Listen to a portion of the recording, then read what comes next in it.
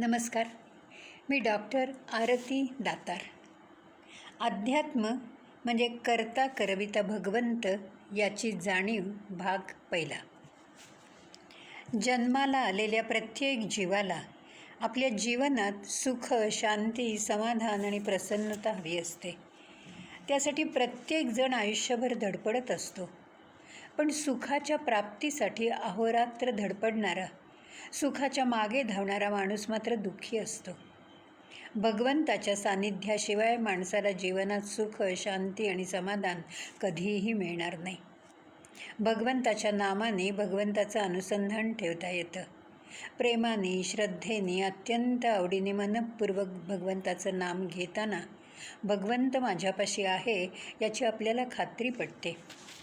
आपल्या खऱ्या प्रेमाला, निस्वार्थ प्रेमाची साथ देणारा सद्गुरू भगवंत आपल्या अंतरंगात आहे. तो आपला सूत्रधार आहे. करता करविता तोच आहे. या भगवंताचा आज आपल्याला विसर पडला आहे. सुखाच्या जागा बाहेर शोधण्यापेक्षा त्या जागा आत अंतःकरणात आहेत हे समजायला हवं. शाश्वत आनंद एका भगवंतापाशीच आहे. त्यामुळे भगवंताच्या भेटीचा ध्यास लागलेल्या जीवाला त्याच्या स्मरणात त्याची भेट होते. आपल्याला आपल्या कुटुंबातील सगळ्या माणसांचा ध्यास असतो. त्यांच्याशिवाय जीवनात राम वाटत नाही. पण भगवंताशिवाय जीवन व्यर्थ आहे असं आपल्याला कधी वाटतं का? जगद्गुरू तुकोबारायांना विठ्ठलाच्या भेटीचा ध्यास होता. भगवंत भेटत नाही म्हणून त्यांचा जीव व्याकुळ व्हायचा. रात्रंदिवस ते विठुनामात एकरूप होऊन जायचे. आनंद हेच विठुरायाचं रूप आहे. त्या रूपात मग्न असताना तुकोबा स्वतःच आनंद होऊन जायचे. माझा आधार पैशाचा यापेक्षा माझा आधार भगवंताचा ही श्रद्धा जीवनात फार महत्त्वाची आहे. श्रद्धेविना जीवन लटपटीत आहे. श्रद्धा ही माणसाची जगण्याची फार मोठी शक्ती आहे. देव आहे यावर आपली श्रद्धा नाही आहे. त्याच्या प्राप्तीसाठी, त्याच्या दर्शनासाठी आपण श्रद्धेने कधी नाम घेत नाही. श्रद्धेविना परमार्थ साधणं शक्य नाही. श्रद्धा अति बळकट आहे. श्रद्धेने जे काम होतं ते कृतीनेही कधी होत नाही. ज्याची श्रद्धा बळकट असते त्याला सुखदुःख कधी बाधत नाही. आपलं ध्येय भगवंत व संत वचनावर आपली प्रत्येकाची ठाम श्रद्धा हवी. ही श्रद्धा जेव्हा दैनंदिन जीवनातल्या प्रत्येक कृतीत उतरते तेव्हा त्याला देवत्व प्राप्त होतं. आपली भारतीय संस्कृती वैभवशाली आहे. आपल्या संस्कृतीचा इतिहास केवळ आपल्या ग्रंथात नाही आहे, तर त्याच्या जिवंत उत्सवात आहे. माणसांना जे उन्नत करतात, संस्कारांचं पाथेय देतात, त्याला सण आणि उत्सव असं म्हणतात. महाकवी कालिदासांनी उत्सवप्रिया खलु मनुष्यः असं म्हटलं आहे. संस्कृतीचं संवर्धन करणारे उत्सव मनोरंजनापेक्षा मनोमंथनावर भर देणारे आहेत. आपल्या सण आणि उत्सवांना धर्माची, अध्यात्माची, संस्कृतीची आणि विज्ञानाची श्रीमंती आहे. ही श्रीमंती समजली की श्रद्धापूर्ण मनाने सण आणि उत्सव साजरे केले जातात. आपल्या संस्कृतीत देवादिकांचे उत्सव साजरे करण्याची पद्धत आहे. दासनवमी, तुकाराम बीज, रामनवमी, हनुमान जयंती यासारखे उत्सव आपण विशिष्ट हेतूने साजरे करतो. केवळ व्यावहारिकदृष्ट्या उत्सव आणि सण साजरे करणं निरर्थक आहे. श्रीराम, हनुमंत केवळ आपल्या देवघरात नाही आहेत, तर ते आपल्या अंतःकरणात आहेत. ही भावना सण आणि उत्सवात जागी व्हायला पाहिजे. रामरायाशी नातं जुळून आलं की अहंकार हळूहळू वितळायला सुरुवात होते. अंगी नम्रता उमलून येते. समर्पण भावाला जाग येते.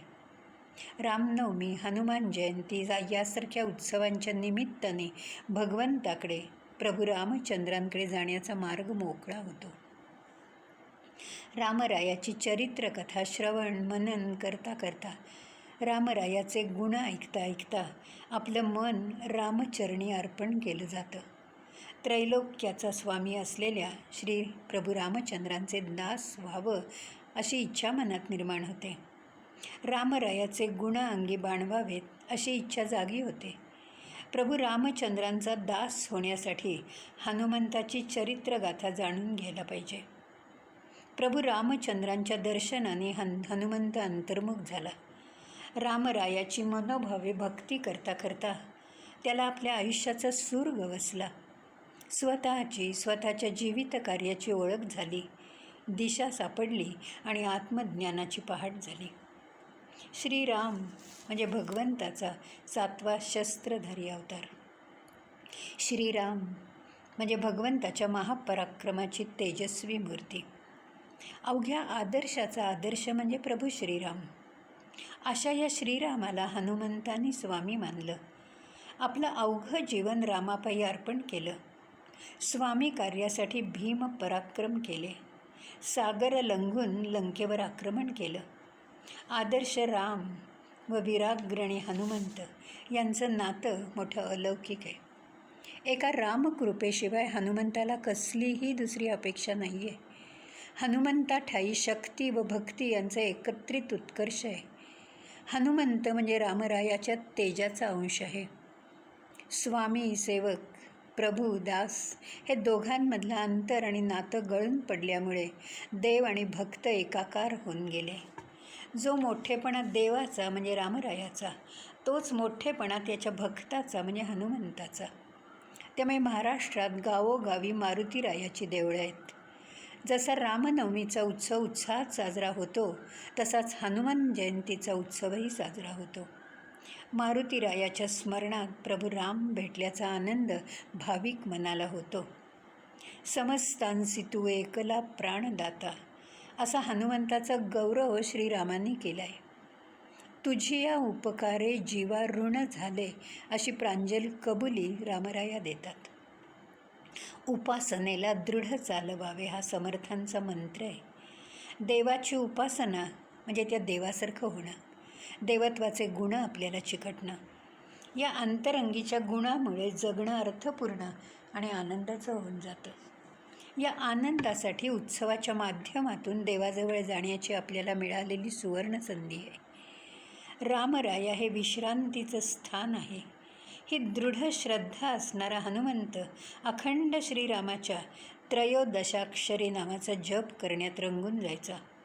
नामजपामुळे श्रीराम आपल्या भक्तांना आत्मज्ञानाने श्रीमंत करतो. कारण रामराया त्याच्या भक्ताच्या कल्याणासाठी आहे. मारुतीरायाच्या स्मरणात नित्य त्याचा रामराया आहे आणि रामरायाच्या नित्य स्मरणात त्याचा मारुतीराया आहे. रामवेड्या हनुमंताची रामरायाकडे असलेली मागणी किती जगावेगळी आहे बघा. रामकथा नितवदने गावी, रामकथा त्या श्रवणी यावी. श्रीरामामज श्रीरामाविण दुसरा कधी छंद नसावा. सप्तसुरांनी रामकथेचा नित्य आस्वाद घेता येण्यासाठी जिथे रामराया तिथे माझं अस्तित्व अशी विनवणी हनुमंत करतो. रामरायासाठी आपलं अवघं आयुष्य वेचणाऱ्या हनुमंताला त्याच्या रामरायांनी अमरत्व बहाल केलं. हनुमंताचा सार्थ अभिमान असणारा रामराया हनुमंताला चिरंजीवत्वाशिवाय दुसरं काय देणार होता. हनुमंत हा खरंच अमृताचा पुत्र आहे. त्याला स्वतःची पूर्ण ओळख झाल्यामुळे त्याच्या श्वासात त्याचा रामराया सामावलेला आहे. मी आनंद आहे याचं ज्याला ज्ञान होतं तो खरा आत्मज्ञानी. भारतीय संस्कृतीत आत्मज्ञानाला अंतिम ज्ञान असं म्हणतात. आत्मज्ञान प्राप्ती हे प्रत्येक माणसाचं सर्वोच्च ध्येय आहे. त्यासाठी मनाची चंचलता, अहंकार नष्ट व्हायला हवा. भगवंताच्या स्मरणात असणाऱ्या जीवन पद्धतीला परमार्थ असं म्हणतात. आपल्या दैनंदिन जीवनात हाती काम आणि मुखी नाम या मंत्राचा उपयोग आपल्याला प्रयत्नपूर्वक करता येतो. भगवंताचं सत्य स्वरूप, निखळ ज्ञान, शुद्ध स्वरूप आपण ओळखायला पाहिजे. ही ओळखण म्हणजे अंतरयात्रा. या यात्रेत आपलं मनच तीर्थ होऊन जातं. आपल्या कृतियुक्तींना, आचार विचारांना आपणच उंची द्यायला हवी. त्यामुळे मनाला कधीही मरगळ येत नाही. प्रसन्न मनाने सतत जगता येतं आणि इतरांना जागवता येतं. प्रत्येक माणसात काही ना काही गुण असतातच. गुण हे भगवंताचं रूप आहे, हे भगवंताचं स्मरण आहे. गुणांच्या या शिडीवरून स्वकर्तृत्वाने भगवंताकडे जाता येतं. मी माझ्यात आहे हा शोध म्हणजे आत्मज्ञान. अंतरंगीचं चैतन्य ते देवत्व जागं झालं की माणसाचा देव होतो. दैनंदिन जीवनात अध्यात्म असणं म्हणजे प्रत्येक गोष्टीत, प्रत्येक कृतीत भगवंताचं स्मरण असणं. कांदा मुळा भाजी अवघी विठाई माझी या अनुभवाची साक्ष पटलेला संत सावतामाळी जीवनात कृतकृत्य पावला. त्याला अंतरंगीच्या देवत्वाची साक्ष पटल्यामुळे ब्रह्मानंद समजला. विठुरायाच्या नामाचा व्यवहार करणाऱ्या नरहरी सोनाराला आत्मिक आनंदाची प्राप्ती झाली. सोनारकीच्या व्यवसायातून त्याने आत्मज्ञानाचं कवाड मोकळं केलं आणि तो विठुरायाचा सोनार झाला. नरहरी सोनार म्हणतो, देवा तुझा मी सोनार, तुझे नामाचा व्यवहार. देह बागे सरी जाणे, अंतरात्मा नाम सोने. तीर्थक्षेत्री जाऊन देव शोधण्यापेक्षा स्वतःमधला देव बघा, तो शोधा, असं संत सत्पुरुष आपल्याला सांगतात. सगळा भार भगवंतावर टाकणाऱ्या भक्ताच्या प्रपंचाची काळजी स्वतः भगवंत वाहत असतो. नित्य आपलं चिंतन करणाऱ्या भक्तांचा योगक्षेम मी चालवतं, असं भगवंतांनी गीतेत अर्जुनाला सांगितलंय. ज्ञानेश्वर महाराज म्हणतात, मग याही वरी पार्था माझ्या भजनी आस्था, तरी तयाते मी माथा मुकुट करी. भक्ताचं कल्याण हे भगवंताचं ब्रीद असल्यामुळे भक्ताच्या रक्षणासाठी तो नित्य धाव घेतो. भक्ताचं मनोरथ तो पूर्ण करतो.